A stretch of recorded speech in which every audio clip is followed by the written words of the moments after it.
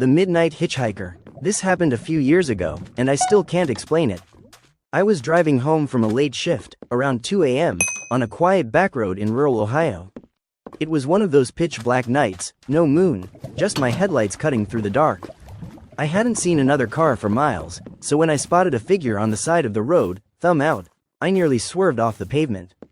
He was tall, lanky, wearing a faded denim jacket and a baseball cap pulled low. Something about him felt off, but I couldn't place it. I'm not usually one to pick up hitchhikers, but it was freezing, and the nearest town was 20 miles away. I figured I'd be a good Samaritan. I pulled over, and he climbed into the passenger seat without a word. "Thanks for stopping," he finally said, his voice low and gravelly. He didn't look at me, just stared straight ahead. His hands were stuffed deep in his pockets, and I noticed his cap had a logo I didn't recognize, some kind of weird, spiraling symbol. "No problem," I said, trying to sound casual. "Where you headed?" "Just up the road," he replied. Vague, but okay. I asked a few more questions, where he was from, what he was doing out here, but he gave short, evasive answers. The air in the car felt heavy, like I was breathing through a wet blanket. My gut was screaming at me to get him out, but I kept driving. About 10 minutes in, he turned his head slightly and said, "You ever wonder what's out there? In the dark, beyond the trees?" His tone wasn't curious, it was like he knew something. I laughed nervously, muttering something about deer being the scariest thing around here. He didn't laugh, just kept staring out the window.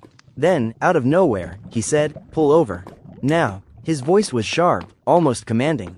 I glanced at him, and for the first time, I saw his eyes under the cap's brim. They were wrong, too big, too reflective, like an animal's caught in headlights. My heart was pounding, but I did what he said, slowing to a stop on the shoulder. He didn't move at first, just sat there, head tilted like he was listening to something I couldn't hear. Then he turned to me and said, "Don't come back this way.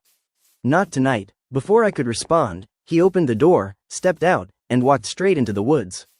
Not toward a path or a house, just into the trees, like the darkness swallowed him whole. I sat there, frozen, for probably a minute before I floored it home.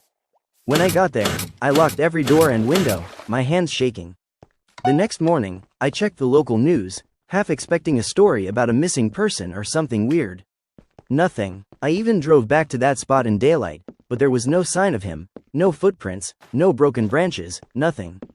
I haven't taken that road at night since. Sometimes I wonder if I imagined it, but then I remember those eyes. I don't know what he was, or what he meant, but I'm not curious enough to find out. Anyone else ever pick up a hitchhiker who gave you the creeps like that?